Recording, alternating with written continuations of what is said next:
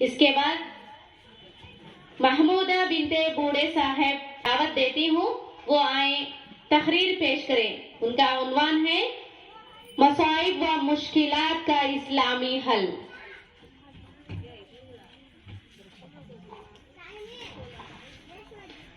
السلام علیکم ورحمۃ اللہ وبرکاتہ۔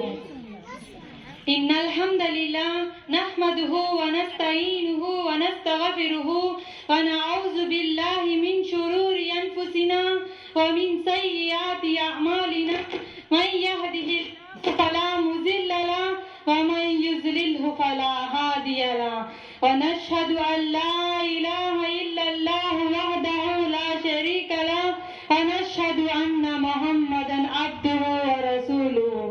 اما بعد، برادران وطن و ملت، میری پیاری پیاری دینی ماں اور بہنوں، آج کے اس پرمسرت و قابل رشک اجلاس میں میں آپ کے سامنے ایک چھوٹی سی تقریر آپ کے گوش گزار کرنا چاہتی ہوں۔ میرا تقریر کا عنوان ہے مصائب و مشکلات کا اسلامی حل۔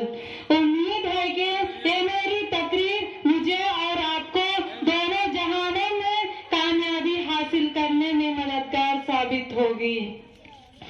انسان کی زندگی ہمیشہ یکساں نہیں رہتی، اس کی زندگی میں مختلف مراحل آتے رہتے ہیں۔ کبھی خوشی اور مسرت کے سنہرے لمحات اس کا استقبال کرتے ہیں، تو کبھی مصائب و مشکلات کی گھڑیاں اس کی راہ میں حائل ہوتی ہیں۔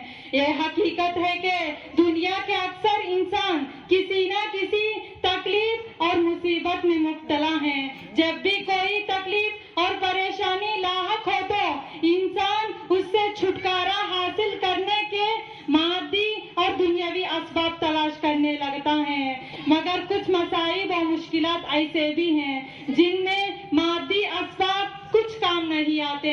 ایسے وقت میں دینی اسباب ہی انسان کو حقیقی سہارا بنتا ہے۔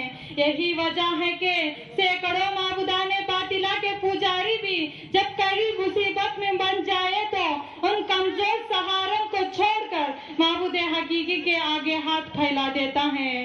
چنانچہ اللہ تعالیٰ نے سورہ لقمان میں ارشاد فرمایا ہے، وَإِذَا غَشِيَهُم مَّوْجٌ كَالظُّلَلِ دَعَوُا اللَّهَ مُخْلِصِينَ لَهُ الدِّينَ۔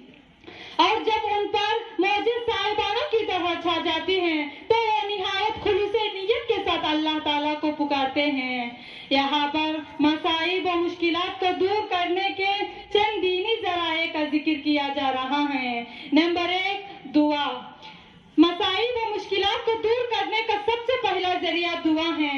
رسول صلی اللہ علیہ وسلم سے بے شمار دعائیں ثابت ہیں جنہیں آپ پریشانی کے وقت پڑھا کرتے تھے۔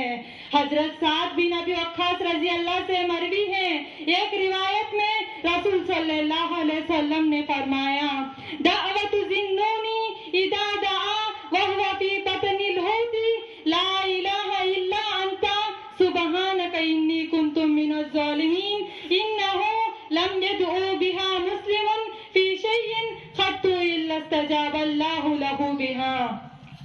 حضرت یونس علیہ السلام کی یہ دعا جو انہوں نے اس وقت کی تھی جبکہ وہ مچھلی کے پیٹ میں تھے، الہی تیرے سوا کوئی معبود نہیں، تو پاک ہے، بے شک میں ظالموں میں ہو گیا۔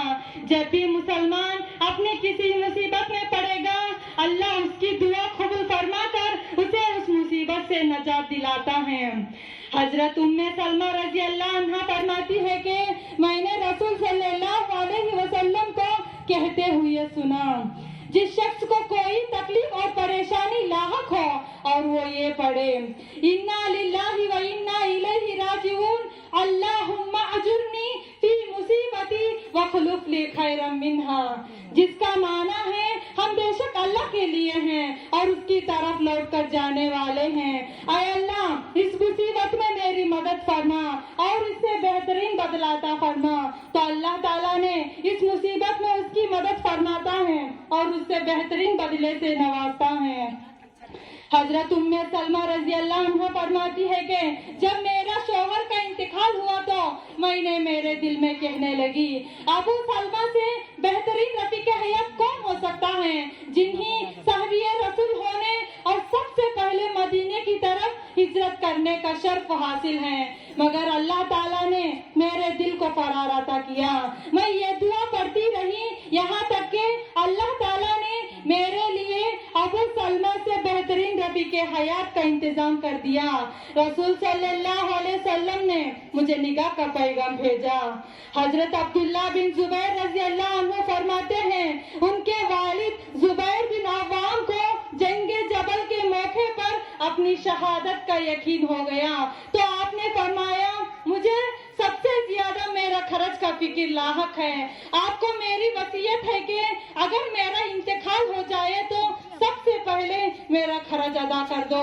پھر فرمایا یا بنیا ان عزیزت ان شیء منہ فاستعن علیہ مولایا، بیٹے اگر تمہیں خرچ کی ادائیگی کے سلسلے میں کوئی پریشانی لاحق ہو تو میرے آقا سے مدد طلب کرو۔ ابن زبیر کہتے ہیں کہ میں نہیں سمجھ پایا کہ آقا سے مراد کون ہے۔ انہوں نے جواب دیا کہ میرے پروردگار ہی میرا آقا ہے۔ ابن زبیر کہتے ہیں فواللہ ما وقعت فی خربۃ من دینہ الا قلت یا مولا الزبیر اقضی عنہ دینہ فیقضیہ۔ اللہ کی قسم جب بھی مجھے میری والد کی خرچ کی ادائیگی میں کوئی پریشانی لاحق ہو تو میں نے یہ دعا کی اے زبیر کے آقا تو زبیر کے خرچ کو پورا کر دے، تو اللہ تعالیٰ نے اس خرچ کی ادائیگی کے سلسلے میں کوئی نہ صورت پیدا کر دیتا ہے۔ نمبر 2 اخلاص دنیاوی مسائل و مشکلات کو دور کرنے کا دوسرا اہم ذریعہ ہے۔ انبیاء علیہ السلام کی دعوت کی انکار کی وجہ سے بہت سی قومیں ہلاکت ہوئے، اس ہلاکت کی وجہ سے وہی لوگ نجات پا سکے اور مخلص ہیں۔ اللہ تعالیٰ نے سورہ صافات میں ارشاد بیان فرمایا ہے وَلَقَدْ ضَلَّ قَبْلَهُمْ أَكْثَرُ الْأَوَّلِينَ وَلَقَدْ أَرْسَلْنَا فِيهِمْ مُنذِرِينَ فَانظُرْ كَيْفَ كَانَ عَاقِبَةُ الْمُنذَرِينَ إِلَّا عِبَادُ اللَّهِ الْمُخْلَصِينَ۔ ان سے پہلے بہت سے اگلے بھٹک چکے ہیں جن میں ہم نے ڈرانے والے رسول بھیجتے تھے، اب تو دیکھ لے کہ ان کا انجام کیسا کچھ ہوا سوائے اللہ کے مخلص بندوں کے۔ فتح مکہ کے موقع پر رسول صلی اللہ علیہ وسلم نے جن لوگوں کو قتل کا حکم صادر فرمایا تھا ان میں اکرمہ بن ابی جہل تھے۔ اکرمہ ایک کشتی میں سوار ہو کر فرار ہو گئے، راستے میں کشتی سخت طوفان میں گر گئی تو کشتی والوں نے دیکھا کہ اس مشکل سے نجات پانے کا کوئی ظاہری سہارا نہیں تو آپس میں کہنے لگے اخلصوا فإن آلہتکم لا تغنی عنکم شیئا ہاہنا، خلوص دل سے تم اللہ کو پکارو، تمہارے معبودان باطلا یہاں کچھ کام نہیں آ سکتا۔ حضرت اکرمہ رضی اللہ عنہ کہتے ہیں اگر سمندر کی اس طوفانی سے مجھے اخلاص ہی بچا سکتا ہے تو خشکی میں بھی یہی چیز مصائب و مشکلات سے نجات دلا سکتی ہیں۔ بالآخر یہ واقعہ ان کا قبول اسلام کا سبب بن سکا۔ نمبر 3 نماز۔ اللہ تعالیٰ نے مومنوں کو نماز سے مدد حاصل کرنے کا حکم دیا ہے، جیسے اللہ تعالیٰ نے فرمایا یا ایھا الذین آمنوا استعینوا بالصبر والصلاۃ ان اللہ مع الصابرین، اے ایمان والو صبر اور نماز کے ذریعے سے مدد چاہو۔ رسول اکرم صلی اللہ علیہ وسلم نے انفرادی اور اجتماعی مسائل میں بھی نماز کا سہارا لیا کرتے تھے۔ حضرت حذیفہ رضی اللہ عنہ فرماتے ہیں کان النبی اذا حسبہ امر صلی، آپ صلی اللہ علیہ وسلم کو کوئی اہم مسئلہ درپیش ہوتا تو نماز پڑھتے تھے۔ اجتماعی مشکلات میں بھی آپ صلی اللہ علیہ وسلم نماز کا سہارا لیا کرتے تھے، خصوصاً جب بارش نہ ہو، قحط سالی عام ہو جائے تو آپ صلی اللہ علیہ وسلم سارے صحابہ اکرام رضی اللہ کے ساتھ میدان میں تشریف لے جاتے، 2 رکعت نماز پڑھ کر دعا کرتے تھے۔ اسی طرح سورج اور چاند گرہن کے موقع پر بھی آپ صلی اللہ علیہ وسلم سارے صحابہ اکرام رضی اللہ کے ساتھ اس وقت تک نماز، دعا، ذکر و اذکار میں مصروف رہتے اس وقت تک کہ گرہن ختم نہیں ہو جاتا۔ نمبر 4 مصیبت زدوں کا کام آنا۔ مصیبت میں دوسروں کا کام آنا بھی اپنی مصیبت کو دور کرنے کا اہم ذریعہ ہے۔ مومن کو چاہیے کہ اپنی استطاعت حیثیت کے مطابق مومن بھائی کی مدد کرے۔ جس شخص چاہتا ہے کہ اس کی دعائیں قبول ہو اور اس کی پریشانی परेशानियां दूर हो तो उसे चाहिए कि दूसरों की परेशानियों को दूर करे। हजरत अबू हुरैरा रजी अल्लाह से मरवी है, एक और रिवायत में रसूल सल्लल्लाहु अलैहि वसल्लम ने फरमाया, जिसने किसी की दुनिया की तकलीफों में से कोई तकलीफ को दूर की, अल्लाह ताला ने उसकी क़यामत की तकलीफों में से कोई बड़ी तकलीफ को दूर फरमाएगा। जिसने किसी तंगदस्त पर आसान की, अल्लाह ताला उस पर दुनिया और आखिरत में आसानी फरमा देगा। नंबर 5, खुशहाली में अल्लाह को याद रखना। मसाइब और मुश्किलात को दूर करने का 5वां जरिया यह है कि खुशहाली और खुशी के मौके पर कसरत से अल्लाह को याद किया जाए।